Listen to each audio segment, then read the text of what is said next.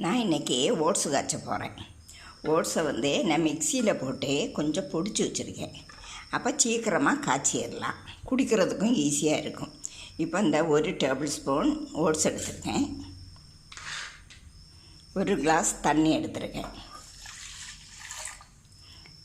இதை நல்லா கலக்கி காய்ச்சணும்.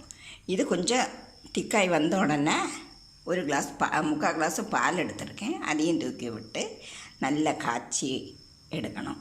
லாஸ்ட்டில் கொஞ்சம் சுகர், 1 டீஸ்பூன் சுகரும் போடணும். நான் இப்போ இதை காய்ச்ச போகிறேன்.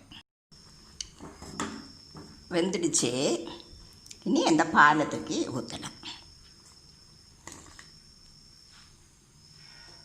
1 டீஸ்பூன் சுகரும் போடணும்.